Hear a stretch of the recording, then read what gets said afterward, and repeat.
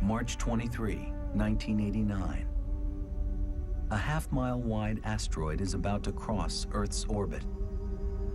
It arrives just 6 hours after the blue planet has passed by. This is the equivalent of two airplanes missing each other by seconds. Humanity collectively should fear them because they do hit the Earth. But while comets can be emissaries of death, we're learning that, surprisingly, they can also be agents of rebirth.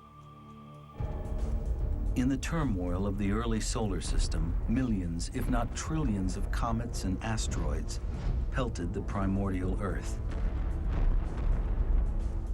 The massive collisions turned matter molten, peeled back the planet's crust, and sparked firestorms that engulfed the globe. Today, if not for the continuous erosion of wind, water, and heat, the Earth's surface would look much like the Moon or Mars. But as scientists are now learning, that bombardment also produced unexpected results. Those icy comets may have brought the water that now swells the Earth's oceans. They may also have delivered organic compounds. From that combination of water and organic materials, life slowly evolved. Comets might still be helping support the Earth's living things. Galactic snowballs are regularly drumming Earth's atmosphere, millions of times a year. Some scientists say the ice balls, some as big as houses, disintegrate when they hit the atmosphere. But they leave behind fleeting clouds of water vapor, sustenance for life below. New York University's Dr. Michael Rampino takes the theory one step further.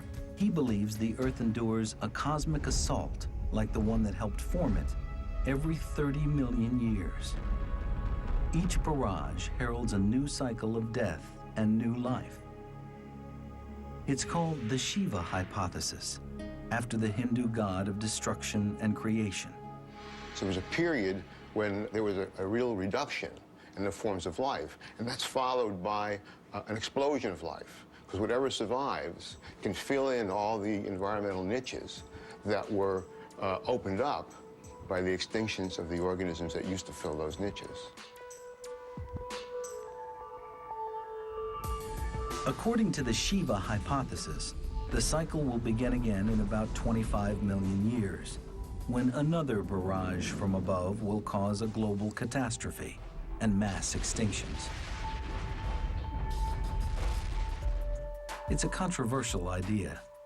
Most scientists don't see solid evidence of periodic, not to mention predictable, bombardments. And no one has been able to explain why such periodic impacts would occur. Now, there has been suggestions that these impacts are periodic on the order of 30 million years or so. The evidence is weak. I think the jury is still out on the so-called Shiva hypothesis. One thing is clear. There's much more we need to learn about comets. One experiment that hopes to add new information about their life-giving properties is already underway. A brainchild of the European Space Agency, the Rosetta mission will land a spacecraft on a comet for the first time. We want to see what is actually in the nucleus and on the nucleus, and the only way you can study that is to put a lander down. Rosetta left Earth in 2004. In 2014, it will rendezvous with comet Churyumov-Gerasimenko. As it follows the comet toward the sun, it will send a mini laboratory to its surface. The lander will drill into the nucleus and extract samples. Then it will analyze them. We didn't bring the sample back to the Earth, to the laboratory. We bring the laboratory to the comet and study it there. Rosetta will be a big step toward learning whether comets could have jump-started life on Earth billions of years ago.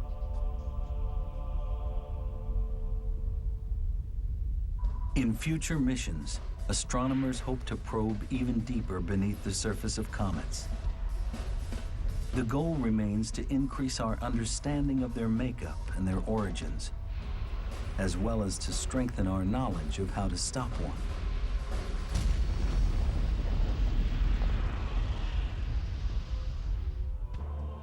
But the next time a comet blazes across the sky, we can look at it in a whole new light.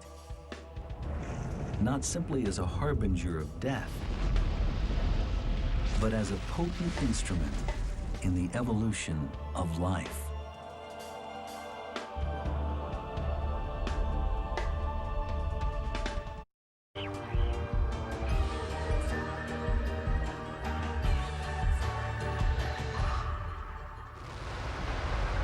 Since the dawn of the space age in the 1950s, man has sent over 200 robotic probes into space. Millions or even hundreds of millions of miles from home, these astonishing machines are our eyes and ears in space. Orbiting other worlds, landing on alien moons, probes have shown us the universe up close and personal. They have brought back samples from moons and comets, and even the sun itself.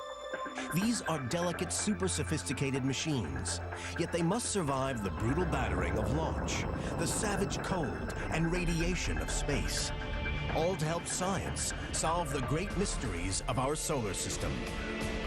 Each generation of probes is more sophisticated than the last. Now, decades of design and experiment have culminated in the two most ambitious probe missions ever, set to explore the two worlds in our solar system that most resemble our own planet Earth. Mars, cold, almost airless, and flooded with deadly radiation. Yet this is one of the few places we might find liquid water, a vital ingredient for life as we know it. But safely landing two large and delicate rovers on the surface of an alien world, after a journey of nearly 300 million miles through space, is a near impossible challenge. And then Titan, Saturn's largest moon, so cold that its rocks are made of water ice, and its rivers are liquid methane.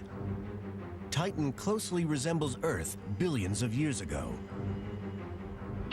Reaching this mysterious world requires a 7-year journey, passing through the asteroid belt, and an encounter with Saturn's deadly rings. Scientists hope that somewhere on these worlds, they may find clues to answering mankind's most fundamental question: is there life elsewhere in the universe? NASA's plans to send 2 rovers to Mars got underway in the year 2000. Their mission, to spend 3 months exploring the red planet's surface. The mission's principal investigator, Professor Steve Squires, has dedicated 16 years of his life to making this ambitious mission a reality.